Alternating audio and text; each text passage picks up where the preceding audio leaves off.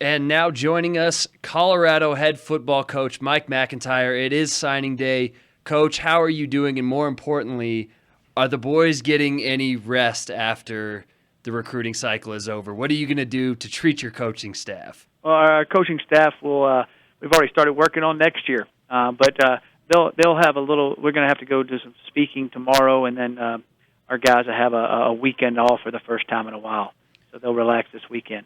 Where you have 15 new high school recruits that are going to be Buffs, as well as 4 JUCO kids coming in from 7 states, including 4 from the great state of Colorado. What do you think you most addressed with this class? Well, we were really trying to address our defensive line as immediate help. I feel like we did that with the junior college. And then after that, we were trying to get some running backs and then kind of get a little bit of every position. In your press conference a little bit ago, you mentioned Steven Montez. Yeah. And his not only his GPA, which was a 3.9, but also the way he was able to be a two-sport star in basketball. Do you guys go out of your way to recruit players like that? Is that an added bonus for you guys if you can find a kid that is talented in multiple sports? Yes. If there's guys that are even to me, if one of those guys plays more sports than the other guy, I'm going to take the other. I'm going to kind of guy that plays more sports. And the reason why is he's developing other skills. The other side of it is he's having to develop other fitting with other teams. He's getting coached by different coaches, so he can handle all that, the different pressures of those games. And then he's got to handle all that and juggle all that with academics too. And so I feel like he will be more prepared to be successful in college than the guy that just plays one sport. Well, in your presser, you also talked about an early signing day. There's been coaches around the country from almost every major conference and even the smaller ones that have talked about an early signing day and how that would be beneficial, and you agreed with that. What do you think would be most beneficial about that if it were to come to fruition? I think that would be beneficial, because kids commit, and then that's where they want to go, and then other schools start talking them out of it, and it's kind of I think it's an integrity type of situation myself, and character based. I think that the signing date it should even be earlier. I think they should have a signing date, kind of like they do in basketball before their basketball season starts. They should have one in November, and then they have one. I think they should have one, honestly, like in July, before the kids' senior year starts in football, and then have another one like we have now. So, in essence, if a kid really wants to be a Buff or a part of any other school, and they may not graduate early and enroll early at a school, you think they should be able to get that chance to basically sign their letter of intent and declare that they're going to go to that school and not have to worry about other coaches coming after them and kind of just focus on football and academics. Exactly right. And I definitely think there's the way it's going now, and kids are committing so much earlier in the internet, and they travel so much more for unofficial visits. I think that there should be an earlier signing date somewhere. My personal opinion, I'd rather have it in July. A lot of people think that's crazy, but I said just open up June as official visit month, and then sign July 15th, and then they're done. They go through their senior year, and then you can focus on the other positions you might need during the season. And speaking of 2016, you said you're already on the way to starting that 2016 class, and you mentioned kids getting offered earlier and earlier. Now you have sites like Huddle and 24/7 and Scout, where you see videos of these kids from their freshman and sophomore years, especially the more developed player. I kind of have a two-part question in that. Okay. How does that make the process tougher? Because now you have not only just the major schools, but other schools offering these kids so early, and then you have the added element of social media. And I heard an interview with Herb Hand, the offensive line coach for Penn State now, and the interviewer was asking him about social media and how each staff may have somebody that looks over that and monitors what these kids do, from an early age, because you're offering them so much earlier than the past. How has that process changed since you've been in coaching?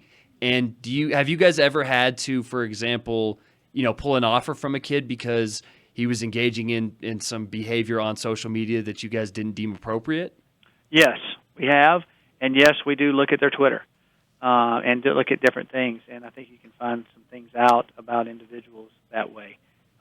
And then sometimes you can And then when you see something, if you talk to them about it, and then all of a sudden you see it all clean up and it stays clean for a while, then you know that it was just an immature mistake. But you can find some things out that way for sure. Well, and then moving to on-the-field stuff with kind of the state of the Buffs and the program. 4-8 your first year, 2-10 last year, 4 double or single-digit losses. When you're putting out your message to your players at the end of the season, is it tough to get them to buy in and say, "Hey guys, we're getting closer every single year, even if the record was a bit worse this year"? Do you feel like you have the pulse of the team in that area and saying, "You know what, guys, we're going to get over that hump"? And what's the process of getting those players to buy into what you're selling for the program? Yes, our players here currently, there's no doubt that we have the pulse of the team. There's no doubt these young men believe they're going to be successful. We were basically a JV team out there last year playing. This year we'll be a junior sophomore team. We only have 10 seniors, so our team is maturing and growing, and we're able to redshirt kids and get them better. And so we're right on the verge of doing some special things, and our kids can taste it, and they're working extremely hard for that. As far as recruits, the way they understand that is when we get them on campus and they meet these young men and they tell them that, and they can see it, and they can see our facilities and can see where we're going, and can see our improvement when we show it to them statistically, and so that is how you do that. Well, and you mentioned how young the team was last year. What's the toughest part, other than just inexperience, of working with those kids and coaching them up, other than just they may be freshmen or sophomores? What's the most challenging part of that? And on the flip side, what's the most rewarding part of coaching a team so young? Well, I think one of the things is when you're with a young team and you practice and you have meetings, they listen and they're intent, but they aren't really understanding how big a difference that's going to make. So they get on the field and they go, "Wow, coach was right. Coach was right. I need to do this." Then they all of a sudden start focusing more. They're more intent in your meetings. They're more intent at practice because they really realize that it's going to make a huge difference on the game field on Saturday. And I know that sounds small, but most of the kids when they come out of high school, they're the best player on the field. And so just because they're more athletic than everybody, when they get to this level, everybody's good. And I think that I've seen that change in our football team and their intensity in practice and their focus, and that will increase this year. And now they're going to be bigger and stronger and played and understand it and be more at peace during the game, not be as nervous. And I think that has a lot to do with it too. Speaking and shifting to a little bit of off-season talk, all around football, and this has happened since the beginning of the sport. You always see during the off-season, staffs in pro and college will visit other staffs, or you may bring in other staffs. Do you guys have anything planned to bring in or go visit either a college or another pro staff to kind of glean some new ideas offensively and defensively? Yeah, we'll have some people in, and we'll also go visit a couple places that have some ideas that we've already studied them on film that we are already going to put into our plan that we want to find out all the nuances of. Well, and sticking within coaching in the Pac-12, you look at the last few years, the Pac-12's been on the rise, and then this year, extremely good. You had Oregon reach the national championship, and then even within Colorado's own division, you had teams like Arizona and Arizona State each having great seasons. And it's not only from a talent perspective, but from a coaching perspective as well. From the top to the bottom, I think it would be hard to argue against the Pac-12 as the best coached league.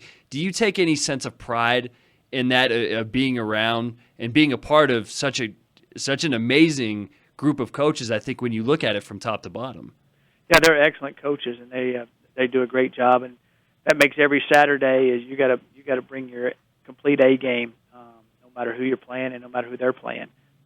It's a very, very good conference, talent wise and coaching wise. Well, and I only have a few more questions for you, Coach, and we thank you for your time on the KMET Sports Show here. A little bit getting into the presser, and I know this isn't exactly something you can control, but some comments were brought up today about the CU-CSU rivalry, and it may not last beyond the 2020 date that is currently scheduled to end right now. What do you have to say to not only Buffs fans, but Rams fans too, that are huge fans of this rivalry, and it's meant a whole lot to this state? What do you have to say to them to kind of just quell this feeling that, we may not play for a while? I think I have no control over that game or where it's played. I just show up where our team's supposed to play, and I'm supposed to win the football games. I know that I do know that if I could play 12 home games, I'd love to play 12 home games in Folsom Field. And I'm pretty sure the CSU coach would say the same thing at their place. But the coaches are kind of out of this a little bit. We just have to go where our games are scheduled to go.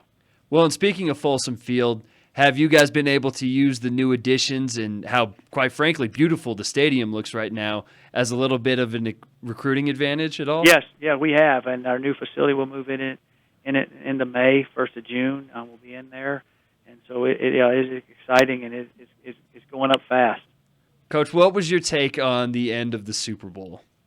Oh, my take on the end of the Super Bowl? I thought, number one, what a phenomenal game. It was fun to watch the Super Bowl all the way through, wasn't it? And I thought the Katy Perry show at halftime was incredible. But the end of the game, that's something that'll be debated from now on. If they throw it and catch it, everybody talks about it. With what happened now, it's a negative. So I thought it was a wild ending and one that you'll scratch your head at in all sorts of ways, I think, for a while. All right, last question, Coach. What do you have to say to Buffs fans to get them pumped for next season? What should we look out for from the 2015-16 Colorado football team? We will win more of those close games this year. Last year I've had a lot of people come up to me in restaurants and different places and say how much they've enjoyed watching us play and how much we've improved. And my comment is I thank you. I said you're enjoying during the game. We're just we're leaving sad. And this year we'll leave happy more often than we leave sad, and that's where we're headed. Awesome. Well, Coach, we appreciate the time. Coach Mike MacIntyre joining us on this signing day 2015. Coach, thank you very much. We appreciate it. Thank you. Appreciate your time.